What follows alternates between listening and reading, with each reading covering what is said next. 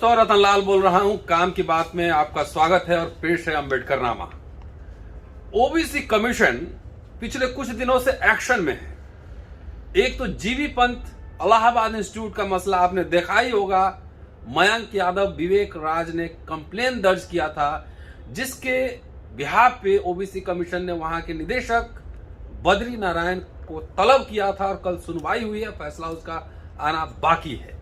लेकिन इसी बीच दिल्ली विश्वविद्यालय के श्रद्धानंद कॉलेज से जुड़े एक मसले की भी सुनवाई वहां पर हो रही थी, जिसमें ओबीसी कमीशन भगवान लाल सहनी उसके अध्यक्ष हैं, चेयरमैन हैं और एक संवैधानिक संस्था है ओबीसी कमीशन। उन्होंने श्रद्धानंद कॉलेज में जो फरवरी 2021 के बाद जितनी एडहॉक नियुक्तियां हुई हैं उसमें रोस्टर की गड़बड़ी पाई गई है। SC ST OBC रोस्टर की गड़बड़ी पाई गई है।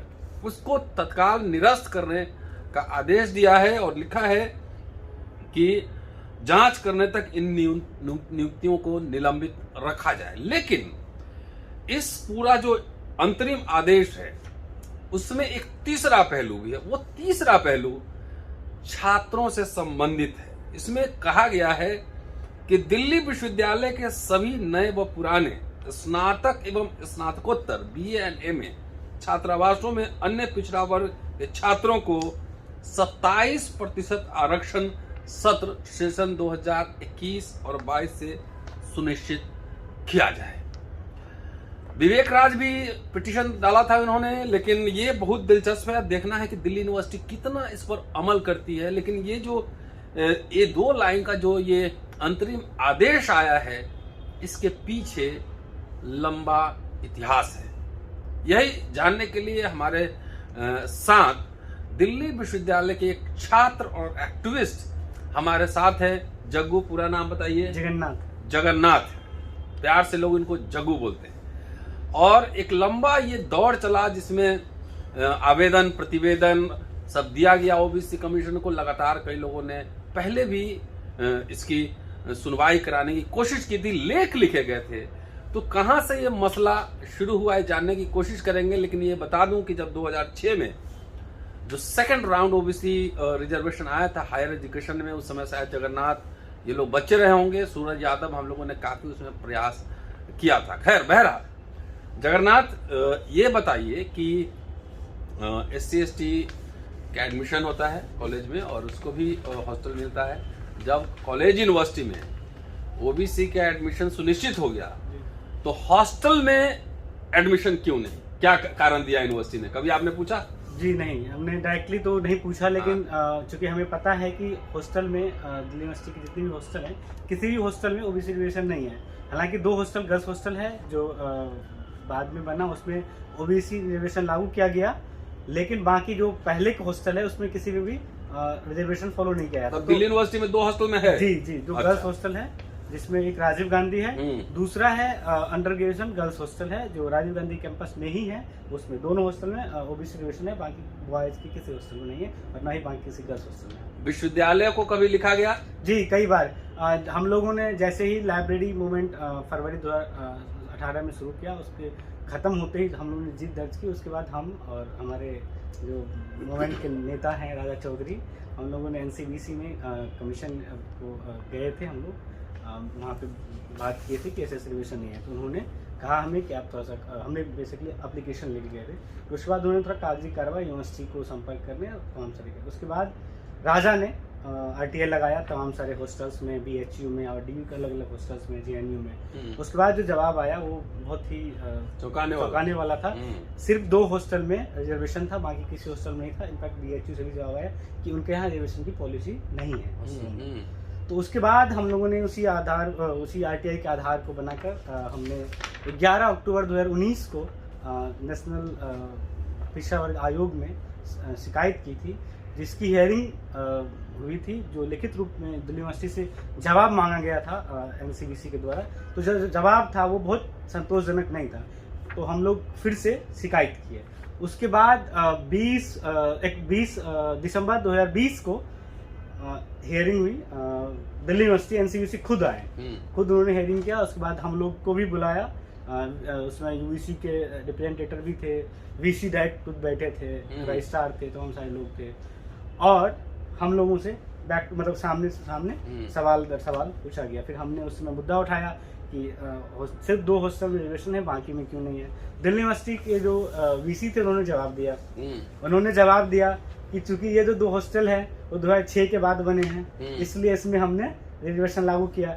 लेकिन जो 2006 से पहले है उसमें ऐसा कोई जगह नहीं है, स्ट्रक्चर हमारे पास नहीं कि उसमें हम ओबीसी रिजर्वेशन लागू करें। तो हमने बोला कि भैया आपके हॉस्टल में जितने प्रत्येक हॉस्टल में गेस्ट रूम मिलता है 2 से 3, उसमें क्या करते हैं आप प्रोवोस्ट वार्डन या जो हॉस्टल के अलग अथॉरिटी होते हैं वो अपने सगे संबंधी जानकार को भर देते हैं गेस्ट रूम में अलॉट कर देते हैं। नहीं, सवाल दूसरा है, ओबीसी एक्सपेंशन में बहुत सारे पैसे करोड़ों रुपए आए थे, हॉस्टल जमीन की कमी नहीं है। बिल्कुल, जमीन हॉस्टल क्यों नहीं बना? जमीन है, आप जमीन से जुड़े ही हम लोग एक मूवमेंट भी किए थे 39 फ्लोर का था, जिसमें हम लोगों ने मांग की थी कि आप वो जमीन जो रक्षा मंत्री का था बाद में वो एक प्राइवेट कंपनी को बेच दिया गया, तो हमने बोला कि दिल्ली यूनिवर्सिटी वो जमीन को लिखे डिफेंस मिनिस्ट्री को, भारत सरकार को वो जमीन हमें दे, हम हॉस्टल बनाएंगे।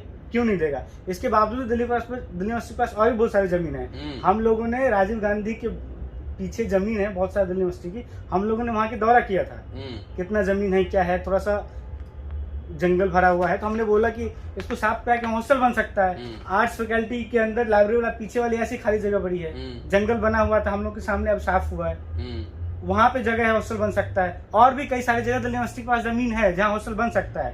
और यूजीसी से इंटरेस्टिंगली जब 2020 में जो हियरिंग हुई उसमें एनसीवीसी के जो चेयरमैन है सैनी साहब, उन्होंने खुद पूछा यूजीसी रिप्रेजेंटेटिव से कि आप बताइए कि क्या आपने ओबीसी के नाम पे फंड दिया कि नहीं हॉस्टल बनने के लिए।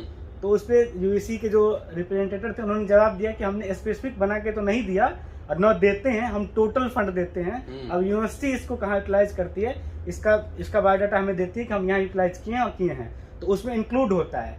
तो कई बार हुआ कि फंड आया उनके पास जिसमें हॉस्टल बना सकते थे, लाइब्रेरी नया बना सकते थे, लेकिन वो फंड वापस गया।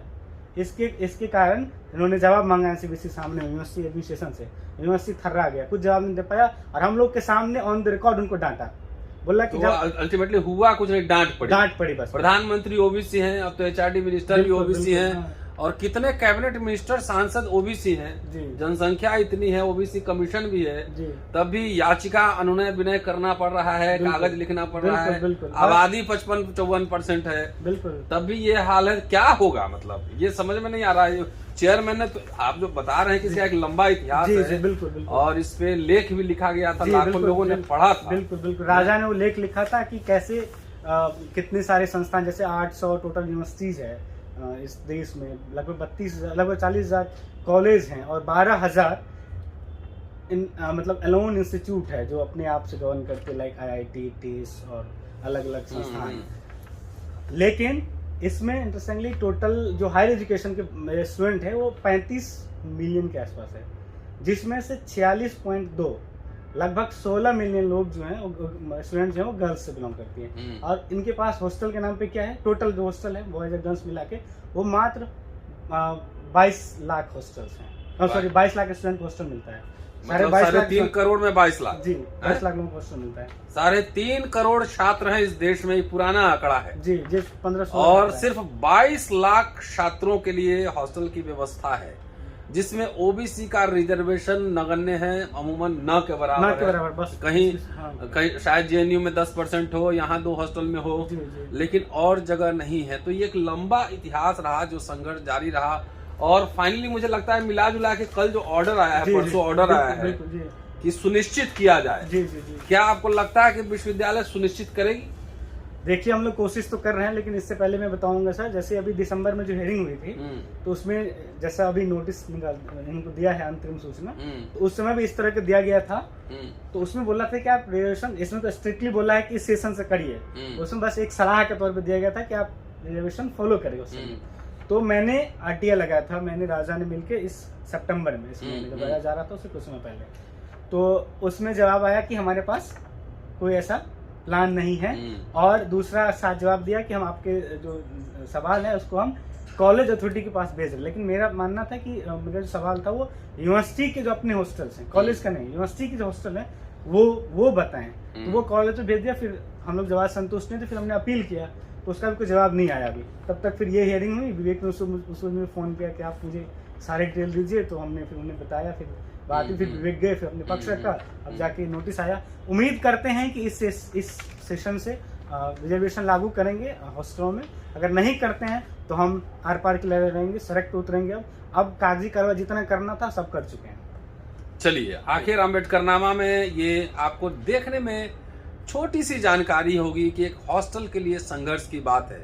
ये अम्बेडकरनामा में क्यों मैं जग्गू से बात कर रहा हूँ, जगन्नाथ से इसलिए बात कर रहा हूँ कि अगर आप अपने अधिकारों को लेकर सचेत नहीं रहे, एक एक इंच से बेदखल कर दिए जाएंगे। और यही दिलचस्प है, ओबीसी कमीशन है, प्रधानमंत्री ओबीसी है, चार्डी मिनिस्टर ओबीसी है, अभी मिनिस्ट्री का एक्सपेंशन हुआ था, उसमें बहुत सारे ओबीसी मिनिस्टर्स हैं। एक आपके बीच से निकाल कर राजा बना दिया जाएगा और बाकी लोगों को फकीरी के लिए छोड़ दिया गया। इसलिए जागिए, जागिए, समझिए, अपने अधिकारों को पहचानिए और धर्म जात का झगड़ा छोड़िए और अपने बच्चों के भविष्य के लिए, वैसे भी न्यू नेशनल एजुकेशन पॉलिसी आया है, उसमें तो जनेऊ, लीला और पूंजी का पूरा घालमेल हुआ है। इसलिए आप देखते रहिए अम्बेडकरनामा, इसलिए वीडियो बनाया था। शुक्रिया। और मैं भी अम्बेडकरनामा के नाम से सभी जो बहुजन छात्र हैं उनसे अपील करूंगा कि इस हॉस्टल की लड़ाई में अगर लागू नहीं होता है सिस्टम से, तो आप जुड़ें और हॉस्टल की लड़ाई में मजबूती के साथ खड़े हो। आप थोड़ी देर के लिए अपने विचारों से इतर हो जाइए। आप हॉस्टल में रिजर्वेशन रहेगा, हॉस्टल में सीटें रहेंगी, यूनिवर्सिटीज़ में सीटें रहेंगी, तभी पढ़ पाएंगे और तभी आप कुछ बन पाएंगे, नहीं तो वो विचारधारा भी कहीं काम नहीं आएगा। और बच्चों के पेरेंट्स के लिए, आपके बच्चों के भविष्य का सवाल है। शुक्रिया। Keep watching and sharing Ambedkarnama. अगले एपिसोड में आपसे फिर मुलाकात होती है। शुक्रिया। जय भीम।